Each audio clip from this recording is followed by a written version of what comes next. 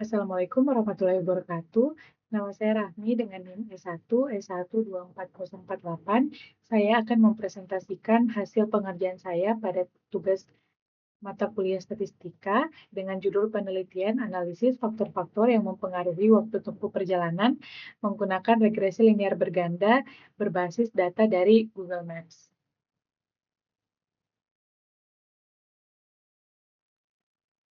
Penelitian ini berangkat dari kebutuhan masyarakat terhadap estimasi waktu tempuh yang akurat dalam aktivitas sehari-hari. Waktu tempuh tidak hanya ditentukan oleh jarak perjalanan, tetapi juga kondisi lalu lintas seperti keberadaan lampu merah dan juga tingkat kemacetan. Karena pengaruhnya tidak berasal dari satu faktor saja, penelitian ini menggunakan regresi linear berganda untuk menganalisis hubungan antara jarak tempuh, jumlah lampu lalu lintas, dan tingkat kemacetan terhadap waktu perjalanan. Melalui metode ini, peneliti ingin mengetahui apakah ketiga variabel tersebut benar-benar memiliki hubungan yang signifikan dengan durasi perjalanan, serta seberapa besar pengaruh masing-masing variabel.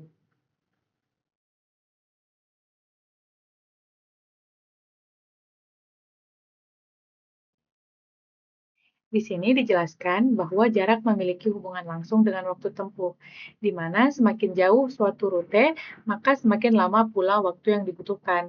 Lampu lalu lintas juga menjadi faktor penting karena setiap kali kendaraan berhenti atau memperlambat laju di lampu merah, durasi perjalanan akan bertambah.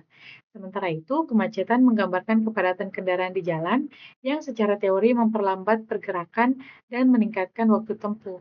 Ketiga faktor ini dianalisis melalui model matematis regresi linear berganda agar dapat diketahui kontribusi masing-masing variabel secara kuantitatif dan objektif.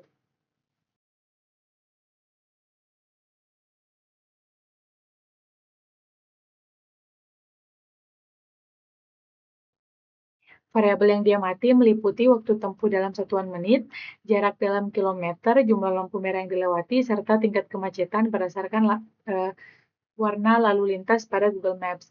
Data kemudian diolah menggunakan Microsoft Excel melalui serangkaian analisis, serta perhitungan koefisien determinasi untuk menilai kelayakan model.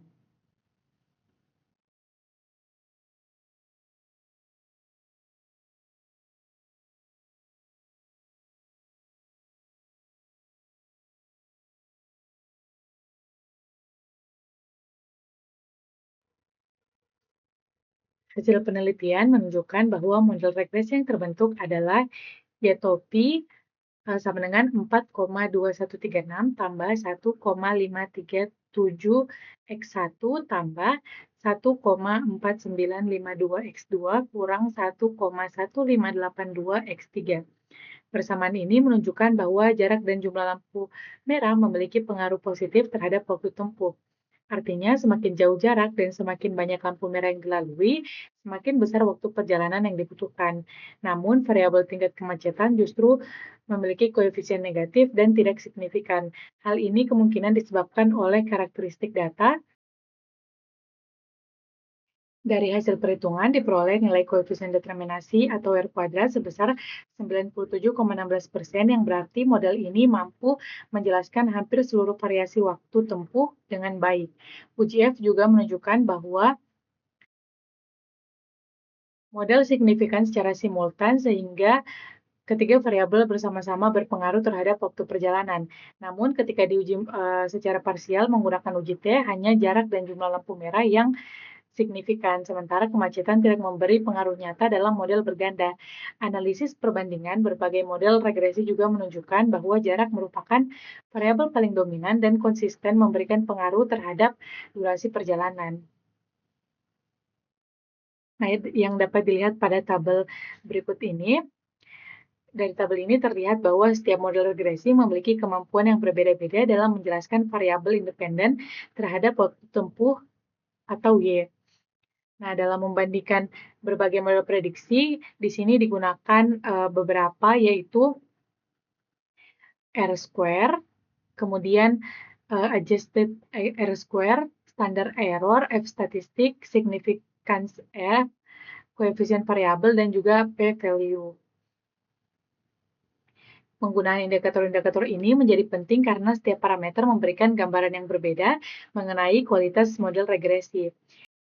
Adjusted R-square digunakan karena indikator ini mengoreksi kelemahan R-square dengan menyesuaikan jumlah variabel yang digunakan dalam model. Artinya, jika suatu variabel baru ditambahkan tetapi tidak memberikan peningkatan informasi yang berarti, maka adjusted R-square-nya itu justru akan menurun. Dengan demikian, nilai ini sangat berguna untuk melihat apakah penambahan variabel seperti X2 atau X3 benar-benar mempengaruhi model atau hanya menambah kompleksitas tanpa kontribusi signifikan. Pada tabel terlihat bahwa model dengan X1 saja memiliki adjusted R-square yang sudah sangat tinggi, yaitu 0,9250, dan meskipun variabel lain ditambahkan, peningkatannya sangat kecil, sehingga semakin menegaskan bahwa jarak atau X1 adalah prediktor paling kuat. Nah, selain itu, standar error juga digunakan untuk menilai seberapa besar kesalahan prediksi model. Semakin kecil standar error, semakin akurat model dalam memprediksi nilai Y. Model yang melibatkan X1 memiliki standar error yang jauh lebih kecil dibandingkan model lain. Nah, sehingga menunjukkan bahwa prediksi waktu tempuh lebih tepat ketika menggunakan jarak sebagai variabel utama. Sebaliknya, model yang hanya menggunakan standar X2 atau X3 memiliki standar error yang jauh lebih besar, yang berarti prediksinya kurang akurat. Nah, selanjutnya yang menggunakan F statik dan juga significance F digunakan untuk menilai apakah keseluruhan model signifikan secara simultan. Nilai F yang besar dan significance F yang sangat kecil menunjukkan bahwa model benar-benar memiliki kemampuan prediksi yang baik secara keseluruhan. Nah, pada tabel ini, di model 1, 4, dan 5 memiliki nilai F yang jauh lebih tinggi dibandingkan model lainnya, sehingga dapat disimpulkan bahwa model-model yang memasukkan variabel X1 adalah model dengan kekuatan prediksi tertinggi. Selanjutnya, koefisien regresi dan juga p-value digunakan untuk menilai apakah masing-masing variabel independen memiliki pengaruh signifikan terhadap Y ketika diuji secara parsial. Koefisien yang besar dan p-value yang kecil menunjukkan bahwa variabel tersebut berpengaruh secara signifikan. Nah, dari tabel ini dapat dilihat bahwa hanya X1 yang selalu signifikan pada semua model yang melibatkannya, sementara X2 tidak signifikan dan X3 hanya signifikan pada model parsial, namun kehilangan signifikansi ketika bergabung dengan variabel lain. Hal ini menunjukkan bahwa X1 adalah variabel yang memberikan kontribusi paling besar dan konsisten dalam menjelaskan variasi waktu tempuh. Dengan mempertimbangkan semua indikator, adjusted R-square untuk mengukur kualitas model secara keseluruhan, standar error untuk mengukur akurasi prediksi, F statistik untuk menilai signifikansi model secara simultan, serta koefisien dan p-value untuk menguji signifikansi variabel secara parsial, dapat disimpulkan bahwa model dengan variabel jarak atau X1 adalah model yang paling kuat dalam mempengaruhi waktu tempuh. Penggunaan indikator yang lengkap ini memastikan bahwa penilaian tidak hanya berdasarkan dari satu parameter, tetapi berdasarkan keseluruhan aspek kualitas model sehingga hasil yang diperoleh lebih akurat dan dapat dipertanggungjawabkan secara statistik. Selanjutnya kita coba melihat masing-masing model. Yang model pertama, model X1 terhadap Y. Model pertama menunjukkan bahwa X1 memiliki pengaruh yang sangat kuat terhadap Y. Hal ini tercermin dari nilai R-square sebesar 0,9276 yang mengindikasikan bahwa 92,76% variasi Y dapat dijelaskan oleh X1. Nilai P pada uji T yang jauh lebih kecil dari 0,05 menegaskan bahwa X1 berpengaruh signifikan secara statistik terhadap Y. Koefisien regresi positif sebesar 1,494 juga menunjukkan bahwa peningkatan X1 berasosiasi dengan peningkatan Y. Model kedua, pengaruh X2 terhadap Y. Model kedua menunjukkan nilai R-square sebesar 0,0708 yang berarti hanya 7,8% variasi Y yang dapat dijelaskan oleh X2. Nilai P sebesar 0,155 yang dimana lebih besar dari 0,05 mengindikasikan bahwa X2 tidak signifikan secara statistik dalam mempengaruhi Y.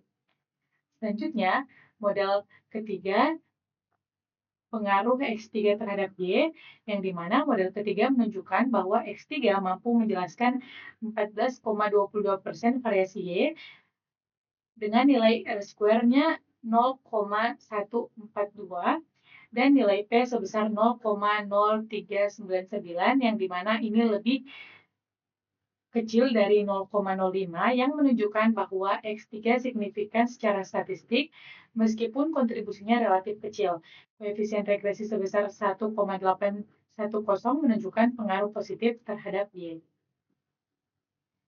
Kemudian di model ketiga, pengaruh X1 dan X2 terhadap Y, model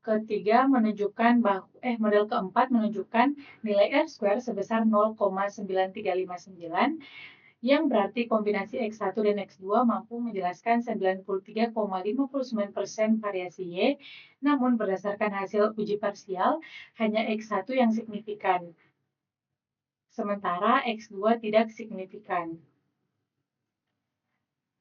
Model kelima, pengaruh X1 dan X3 terhadap Y menunjukkan R-square sebesar 0,9299 yang relatif tidak berbeda jauh dari model X1 tunggal. Pada model ini, X1 tetap signifikan, sedangkan X3 menjadi tidak signifikan. Perubahan signifikansi ini mengindikasikan bahwa ketika X1 sudah menjelaskan sebagian besar variasi Y, penambahan X3 tidak memberikan kontribusi tambahan yang bermakna. Model ke-6, pengaruh X2 dan X3 terhadap Y memiliki R-square sebesar 0,1759 yang menunjukkan bahwa kombinasi X2 dan X3 hanya mampu menjelaskan 17,59% variasi Y. Hasil uji parsial menunjukkan bahwa baik X2 maupun X3 tidak signifikan. Fakta bahwa X3 menjadi tidak signifikan ketika dikombinasikan dengan X2 menunjukkan adanya reduksi kekuatan prediksi akibat tumpang tindih informasi atau korelasi variabel. Berdasarkan seluruh model yang dibandingkan, beberapa temuan penting dapat disimpulkan, yaitu X1 merupakan variabel yang paling konsisten, signifikan, dan memiliki pengaruh terbesar terhadap Y, baik dalam model tunggal maupun kombinatif. X2 tidak menunjukkan pengaruh signifikan dalam kondisi apapun, baik secara parsial maupun simultan. X3 signifikan ketika diuji sendiri, namun kehilangan signifikansi ketika digabungkan dengan variabel lain, terutama X1 dan X2. Model terbaik dalam hal kemampuan penjelasan adalah model dengan X1 sebagai prediktor, baik tunggal maupun dalam kombinasi. Penambahan variabel independen tidak selalu meningkatkan signifikansi model, terutama jika variabel tersebut tidak memberikan kontribusi baru atau memiliki korelasi dengan variabel lain. Hasil analisis menunjukkan bahwa X1 merupakan determinan utama yang berpengaruh terhadap Y, sedangkan X2 tidak memiliki pengaruh berarti dan X3 hanya berpengaruh dalam konteks parsial. Model dengan X1 sebagai variabel independen utama merupakan model yang paling tepat digunakan untuk menjelaskan variasi Y dalam penelitian ini. Selain itu, temuan ini juga menegaskan bahwa pemilihan variabel prediktor harus mempertimbangkan signifikansi statistik dan potensi multikolinearitas antar variabel. Berdasarkan keseluruhan hasil penelitian, dapat disimpulkan bahwa waktu tempuh sangat dipengaruhi oleh jarak perjalanan dan jumlah lampu merah yang dilewati. Sedangkan tingkat kemacetan tidak menunjukkan pengaruh signifikan dalam model ini.